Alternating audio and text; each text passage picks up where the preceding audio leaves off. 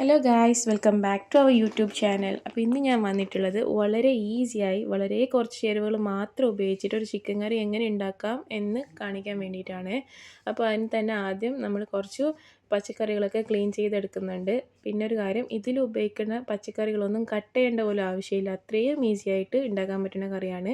അപ്പോൾ ആദ്യം തന്നെ 4 സവാള, 3 തക്കാളി, കുറച്ച് പച്ചമുളക്, ഒരു കഷ്ണം ഇഞ്ചി, പിന്നെ കുറച്ച് മല്ലിച്ചപ്പ്, ഇത്രയും സാധനങ്ങൾ ഇതിനാവശ്യമുള്ളൂ. പിന്നെ നമുക്ക് ആവശ്യമുള്ള ചിക്കനും ഇത്രയും കൂടി എടുത്ത് വളരെ ക്ലീനാക്കി കട്ട് ചെയ്ത് മാറ്റി വെക്കാം.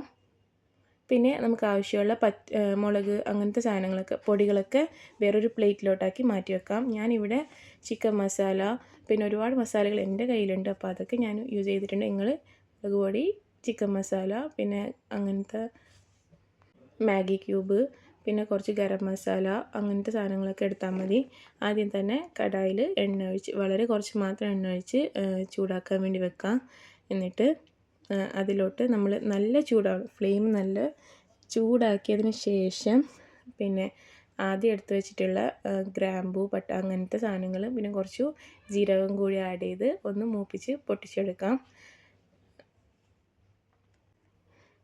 ഈ സാധനങ്ങൾ ആഡ് ചെയ്യുമ്പോൾ വളരെ ചെറിയ ലോ ഫ്ലെയിമിലാക്കിയിട്ട് ഇടണം. ആദ്യം എണ്ണ നല്ല രീതിയിൽ ചൂടാക്കുക, പിന്നെ ഗ്രാമ്പൊക്കെ ഇടുമ്പോഴത്തേനും എണ്ണ നല്ല ചെറിയ തീയിലാക്കി ഇടുക. പിന്നെ വളരെ കത്തിപ്പോവാത്ത രീതിയിൽ അതിനെ നോക്കുക. പിന്നെ നമ്മൾ കഴുകി വൃത്തിയാക്കി വെച്ച ചിക്കൻ പീസസൊക്കെ അതിലേക്ക് ഓരോന്നായി ആഡ് ചെയ്ത് കൊടുക്കാം.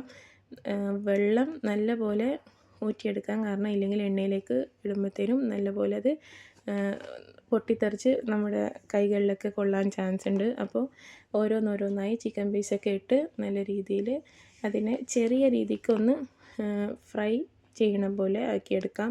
വളരെ കുറച്ച് മാത്രം ഓയിൽ ചെയ്താൽ മതി, ഒരുപാട് ഓയിലിട്ട് ഡീപ്പ് ഫ്രൈ ചെയ്യുന്ന രീതിയിലേക്കല്ല, വളരെ കുറച്ച് ഓയിൽ ആഡ് ചെയ്ത് ഒന്ന് പാൻ ഫ്രൈ ചെയ്യുന്ന പോലെ എല്ലാ പീസസും അതിലേക്ക് ആഡ് ചെയ്ത് അങ്ങനെ ചെയ്ത് കുറച്ച് സമയത്തേനും മാറ്റി വെക്കാം.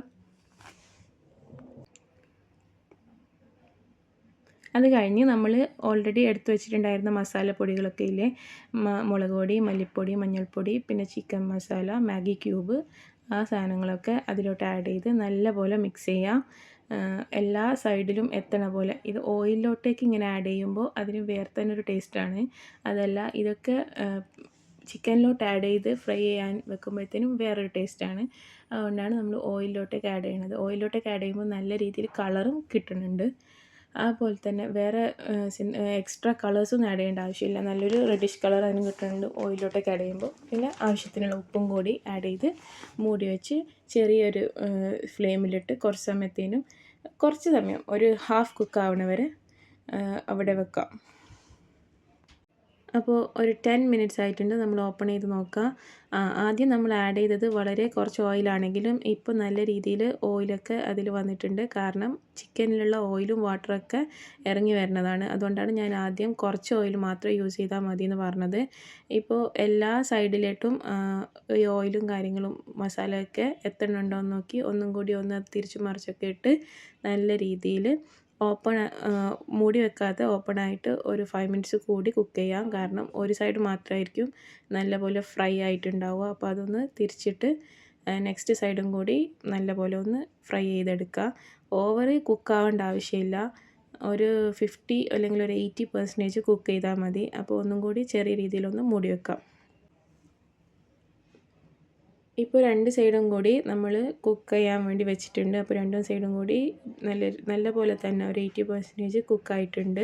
അപ്പോൾ ഇനി ഈ ചിക്കനൊക്കെ കോരി മാറ്റി വേറൊരു പാത്രത്തിലോട്ട് മാറ്റി വെക്കാം. അപ്പോൾ നമ്മൾ ഓരോരോ ചിക്കൻ പീസായിട്ട് മാറ്റി വെക്കുന്നുണ്ട്. എണ്ണയുടെ കളറ് കണ്ടാൽ മനസ്സിലാവും, നല്ലൊരു റെഡിഷ് കളറായിട്ടുണ്ട്. അപ്പോൾ നമ്മൾ തീ ഓഫ് ചെയ്യേണ്ട ആവശ്യമില്ല. നമുക്ക് നെക്സ്റ്റ് ഇതിൽ തന്നെ നമ്മൾ കട്ട് ചെയ്ത് വെച്ചിട്ടുള്ള, അതായത് ക്ലീൻ ചെയ്ത് വെച്ചിട്ടുള്ള എല്ലാ വെജിറ്റബിൾസും ഇതിലിട്ട് ഒന്ന് ചെറിയ രീതിയിലൊന്ന് മൂപ്പിക്കാനുണ്ട്, അതിൻ്റെ പച്ചമണം മാറുന്നത് വരെ. അതുകൊണ്ട് ഫ്ലെയിം ഓഫ് ചെയ്യേണ്ട ആവശ്യമില്ല. ചിക്കൻ പീസസ് ഓരോന്നോരോന്നായിട്ട് വേറെ ഒരു പാത്രത്തിലോട്ട് മാറ്റി വെക്കാം.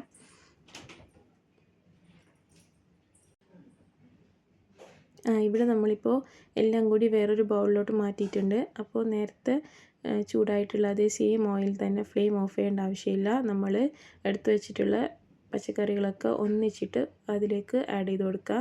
പിന്നെ വേണമെങ്കിൽ ഉള്ളി, തക്കാളി ഇതൊക്കെ ഒരു 4 5 പീസസ് ആക്കി കട്ട് ചെയ്യാം. കാരണം നമുക്ക് വലിയ പീസ് ഇതിൽ ഉപയോഗിക്കുമ്പോൾ ചിലപ്പോൾ അതിനകത്ത് വല്ല പുഴുക്കളോ അങ്ങനത്തെ സാധനങ്ങളൊക്കെ ഉണ്ടാകാൻ ചാൻസ് ഉണ്ട്. അപ്പോൾ അതൊന്ന് ക്ലിയർ ചെയ്യാൻ വേണ്ടിയിട്ട് ഇപ്പോൾ ഇഞ്ചിയിലൊക്കെ ആണെങ്കിൽ അങ്ങനത്തെ സാധനങ്ങൾ കൂടുതലായി കാണാറുണ്ട്. അപ്പോൾ അതൊന്ന് ക്ലിയർ ചെയ്യാൻ വേണ്ടിയിട്ട് വേണമെന്നുണ്ടെങ്കിൽ നമുക്ക് കട്ട് ചെയ്യാം. അതല്ല കട്ട് ചെയ്യാതെ ഇട്ടാലും വലിയ പ്രശ്നമൊന്നുമില്ല. ഒന്ന് ക്ലിയർ ചെയ്ത് നോക്കാൻ വേണ്ടിയിട്ട് ഞാൻ നല്ലോണം നുറുക്കി കട്ട് ചെയ്തിട്ടില്ല, ചെറിയ രീതിയിൽ അതൊന്ന് 2-3 പീസസ് ആക്കിയിട്ട് അതിലേക്ക് ആഡ് ചെയ്ത് കൊടുത്തിട്ടുണ്ട്. സെയിം ഓയിലിലോട്ട് തന്നെ ആഡ് ചെയ്താൽ മതി. എന്നിട്ട് നല്ലപോലെ അതൊക്കെ നല്ലപോലെ ഒന്ന് ഇളക്കിയിട്ട് ഒരു 5 മിനിറ്റ്സ് ഒന്ന് കുക്ക് ചെയ്തെടുക്കാം.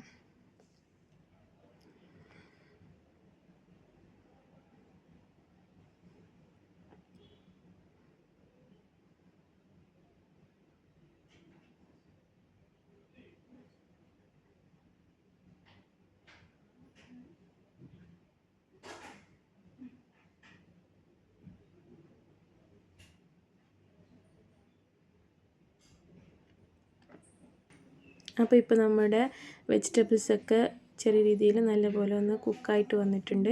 അപ്പോൾ നമുക്കിപ്പോൾ ഫ്ലെയിം ഓഫ് ചെയ്യാം. ഇത്രയും ആയാൽ മതി. നെക്സ്റ്റ് ഇതൊന്ന് ചൂടാറാൻ വേണ്ടി മാറ്റി വെക്കുക. സെയിം പാനിൽ തന്നെ വെച്ചാൽ മതി. ഒരു 5 മിനിറ്റ്സ് അപ്പോഴത്തേനും ഇതിൻ്റെ ആ ചൂടൊക്കെ മാറിക്കിട്ടും. അപ്പോൾ അതിനിടയിൽ ഞാൻ ഉണ്ടായിരുന്ന പാത്രങ്ങളൊക്കെ കഴുകി ക്ലീൻ ചെയ്ത് വെച്ചിട്ടുണ്ട്. അപ്പോൾ നമ്മൾ മാറ്റി വെച്ചിട്ടുള്ള ആ വെജിറ്റബിൾസൊക്കെ ചൂടാറിയിട്ടുണ്ട്. അപ്പോൾ ഒരു മിക്സിയുടെ ജാറിലോട്ട് ആഡ് ചെയ്യുക. എന്നിട്ട് ഇതിൻ്റെ ഒന്നിച്ച് കുറച്ച് ഒരു 1/2 ടീസ്പൂണ് പഞ്ചസാര കൂടി ആഡ് ചെയ്യാം. എന്നിട്ട് ഇത് നല്ലപോലെ അടിച്ചെടുത്ത് പേസ്റ്റാക്കി കൊണ്ടുവരാം. അതുകൊണ്ടാണ് ഞാൻ ആദ്യം പറഞ്ഞത് കട്ട് ചെയ്യേണ്ട ആവശ്യമില്ല. പിന്നെ കുഞ്ഞു മക്കളൊക്കെ ഉണ്ടെങ്കിൽ ഈ തക്കാളി വേറെ ഉള്ളി വേറെയൊക്കെ എടുത്തെടുത്ത് മാറ്റി കളയും കറിയിൽ നിന്ന്. അപ്പോൾ അതിൻ്റെ ഒന്നും പ്രശ്നമില്ല.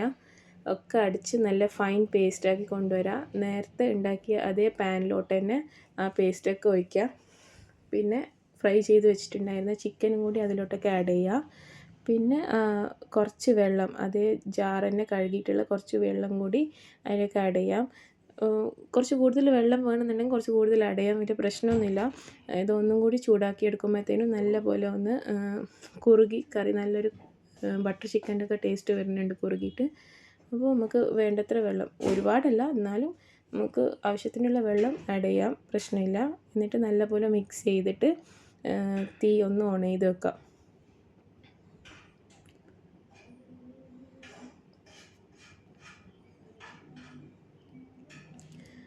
ഒരു ചെറിയ തീയിലിട്ടാൽ മതി. ഒരു 5 മിനിറ്റ്സ് അങ്ങനെ വെക്കുക.